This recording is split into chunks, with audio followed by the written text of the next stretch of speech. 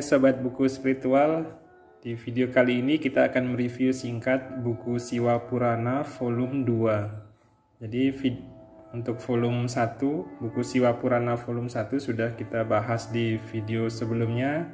Rekan-rekan bisa lihat linknya di deskripsi video ini. Buku ini diterjemahkan oleh Gede Oka Sanjaya dan diterbitkan oleh penerbit Paramita Surabaya.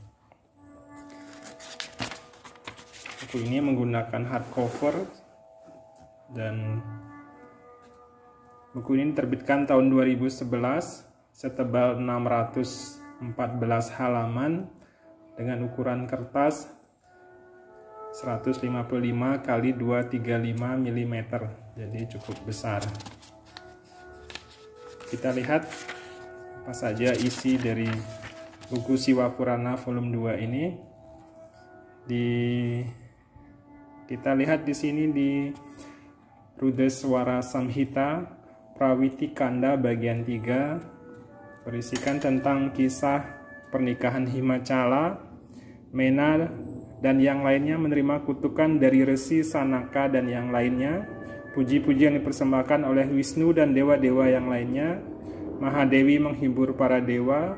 Mena mendapatkan anugerah. Kelahiran Parwati, masa kecil Parwati, percakapan antara Narada dan Himalaya. Kedua orang tuanya menyarankan Parwati untuk menyenangkan Dewa Siwa dan Siwa menampakkan diri dalam mimpi Parwati. Lahirnya Mars dan ia mendapatkan dudukan sebagai sebuah planet atas anugerah Dewa Siwa. Siwa dan Himawan bertemu, percakapan antara Siwa dan Himawan, percakapan antara Siwa dan Parwati, kelahiran Taraka dan Wajranga serta Tapabrata yang mereka lakukan. Tapabrata dan masa pemerintahan Tarakasura. Brahma menghibur para dewa yang telah diusir dan ketakutan pada Asura Taraka. Dialog antara Indra dan Kama Dewa. Penjelasan tentang gangguan yang dilakukan oleh Kama.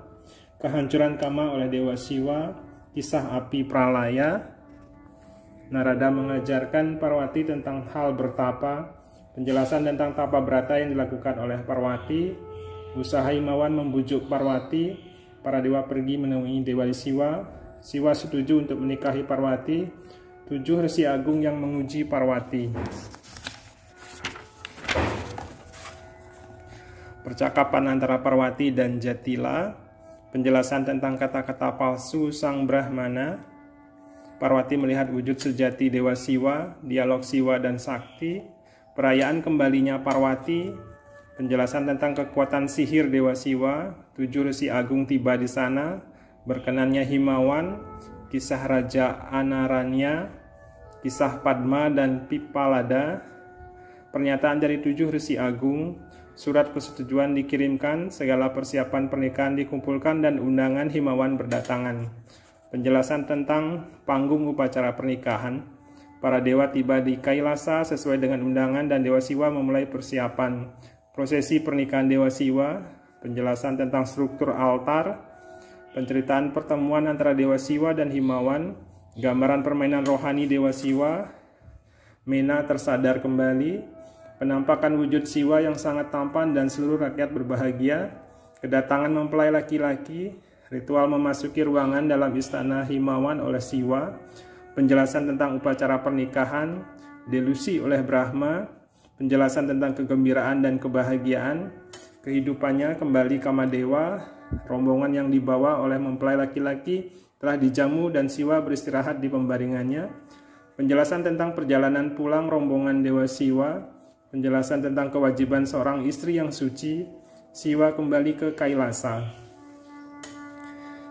Di bagian Rudra Samhita Kamara Kanda bagian keempat, berisikan kisah permainan asmara Dewa Siwa, kelahiran putra Dewa Siwa, masa kecil Kartikeya, pencarian Kartikeya dan percakapannya dengan Nandini, dinobatkannya Kartikeya, kehebatan Kartikeya, pernyataan perang antara para dewa melawan Asura, kesombongan Taraka dan pertarungannya dengan Indra, Wisnu, dan Wirabhadra, kegembiraan para dewa atas kematian Taraka, kemenangan Kumara dan kematian Bana dan Pralamba, kisah Dewa Siwa dan Parwati dan kisah Kartikeya, kelahiran Ganesha, Paragana berbantahan dan bergulat. Perang Ganesha, dipenggalnya kepala Ganesha dalam perang yang dahsyat. Dihidupkannya kembali Ganesha. Ganesha dinobatkan sebagai pemimpin Paragana. Pernikahan Ganapati, perayaan upacara pernikahan Ganesha. Di bagian Rudra Samhita, Yuddha Kanda bagian kelima, berisikan kisah penjelasan tentang Tripura, doa-doa para dewa, kebajikan Tripura, diinisiasinya Tripura, Tripura terpesona oleh ajaran sang rahib, doa kepada Siwa, doa para dewa, penjelasan detail tentang penghancuran Tripura, kampanye yang dilakukan oleh Dewa Siwa, pembakaran Tripura, doa-doa para dewa kembali ke kahyangan mereka, dihidupkannya kembali Indra dalam kisah penghancuran Asura Jalandhara, kelahiran Jalandhara dan pernikahannya, peperangan antara para dewa melawan Jalandhara, peperangan dengan para dewa, pertarungan antara Wisnu dan Jalandhara, percakapan antara Nandini dan Jalandhara, utusan Jalandhara kepada Siwa, pertarungan antara pasukan Gana dan Asura.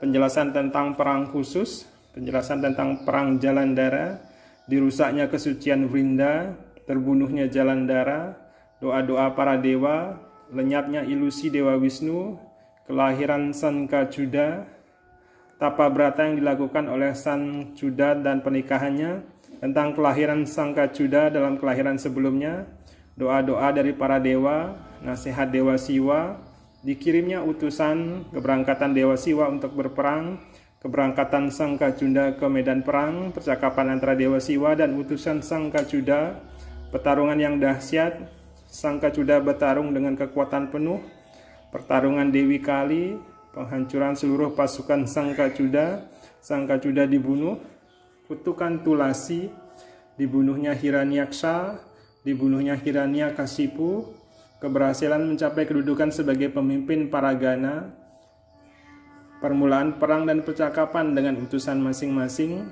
Andaka turun ke medan perang, kisah tentang Resi Suka yang ditelannya Resi Sukra, didapatkannya posisi sebagai pemimpin dari Paragana oleh Andaka, Sukra mempelajari ilmu Mertasanjiwani, kisah Usha lanjutan, percintaan Usha dan Aniruddha, pertarungan antara Bana, Siwa, Krishna, dan yang lainnya, seluruh tangan Asura Bana terpotong bersama keangkuhannya, Banasura mencapai kedudukan sebagai Gana Dewa Siwa, terbunuhnya Gajasura, dibunuhnya Dundubi Nirrada, dibunuhnya Widala dan Utpala.